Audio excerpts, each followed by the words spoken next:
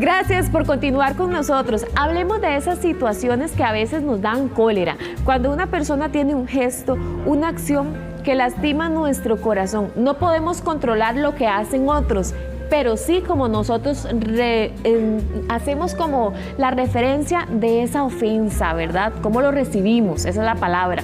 Está con nosotros la psicóloga Gabriela Romero para hablarnos de este tema y para ayudarnos a gestionar nuestras emociones. Bienvenida, ¿cómo está? Muchas gracias, muy bien, ¿y usted? Bien, gracias por estar acá. ¿Por qué a veces, Gabriela, un gesto, una palabra puede resultar tan ofensiva y dolernos? Claro. Pueden ser por dos situaciones, ¿verdad? Una que tiene que ver con lo presente, con los aspectos de la comunicación, quién nos lo está diciendo, por qué nos lo está diciendo, en qué contexto nos lo está diciendo, ¿verdad? Porque no es lo mismo que de pronto lo diga el jefe que lo diga la mamá, o no es lo mismo que lo diga un compañero de trabajo que lo diga un hijo. Pero también tiene que ver mucho con la historia de crianza, ¿verdad? Cómo me enseñaron a mí a gestionar esas emociones.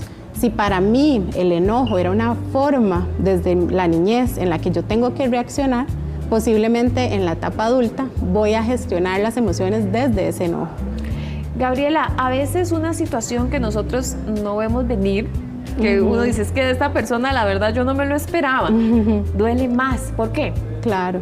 Bueno, precisamente por esto, porque cuando sabemos, por ejemplo, nos convocan a una reunión del departamento y nos dijeron que esa reunión tiene este objetivo, que vamos a tratar este tema en específico, hay una posibilidad de prepararnos, de gestionar cómo vamos a regularnos, cuáles son posibles escenarios que podrían ocurrir, puedo tomarme un tecito, puedo descansar en la noche, ¿verdad? Estoy preparada para lo que viene.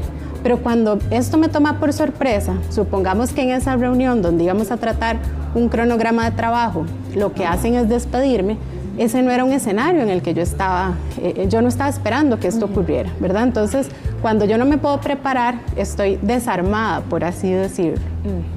¿Y por qué a veces a uno el colerón le dura tanto tiempo? Es decir, algo que pasó la semana pasada y todavía duele. ¿Por qué? Bueno, esto también puede depender por cómo funciona nuestro cerebro, ¿verdad? A mí siempre me gusta explicarle a las familias y a los niños que nuestro cerebro es como si fuera de esta manera, hiciéramos un corte. Y entonces aquí en esta parte, lo que conocemos como la amígdala, que es lo que reacciona ante las situaciones de ira. Esta partecita del cerebro es la corteza prefrontal, que nos ayuda a reflexionar y a pensar si eso que vamos a hacer es lo más adecuado, a gestionar otros escenarios, a medirnos, ¿verdad? Si eso es lo correcto.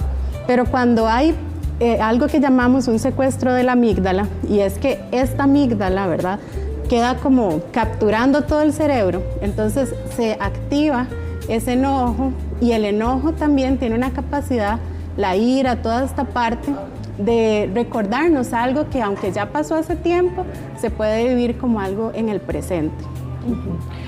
Ahora, ¿qué pasa, por ejemplo, porque hay unos recuerdos dolorosos que uno se acuerda de esa situación y vuelve y le duele igual que como si hubiese ocurrido en ese momento? Tal vez es algo que ya pasó hace años o hace algunos meses. ¿Por qué?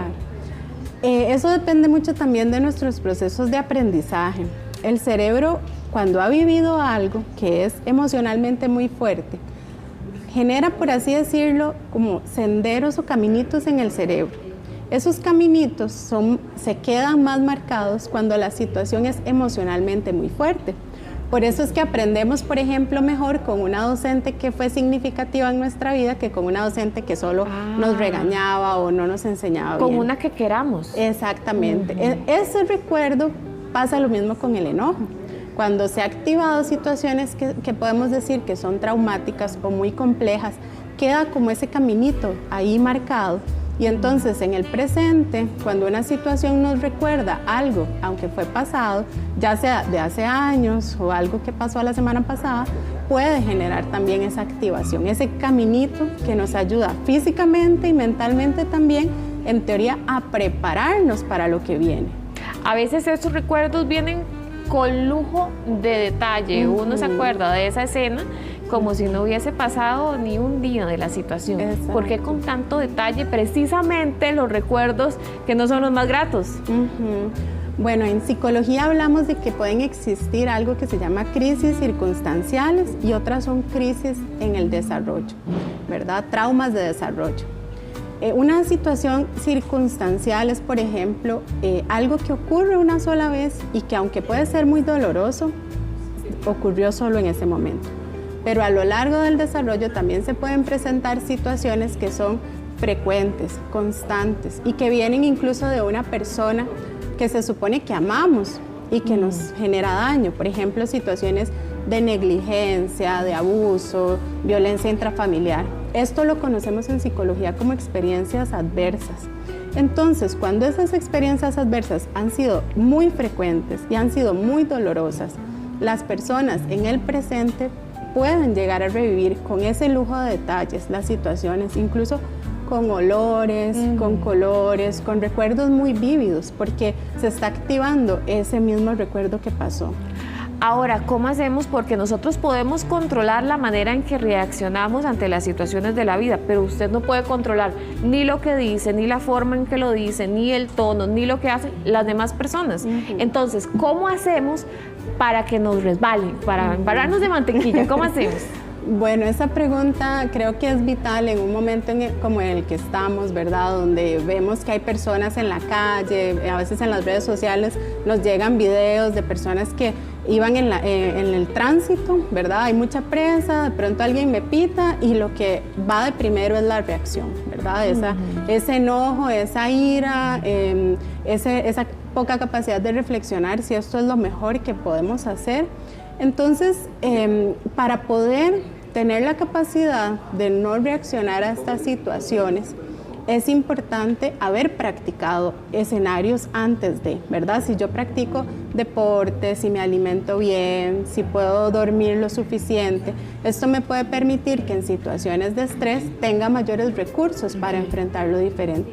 Pero aquí en este punto a mí también me gustaría aclarar que no solo depende de la persona, ¿verdad? También hay situaciones que tienen que ver con recursos, acceso a la salud, acceso a la educación, ¿verdad? Acceso al deporte, a un medio ambiente. Entonces, no solo es que la persona por sí misma decida ser feliz, ¿verdad? No solo es eso, o no es solo soltar y ya cierro el capítulo y ya voy a pensar diferente. A veces es posible hacer eso, pero algunas veces, según la situación que se esté viviendo, eso puede ser muy complejo. Gabriela, muchísimas gracias por sus recomendaciones, muy amable. Muchas gracias. Gracias, lindo día. Seguimos, Charlene.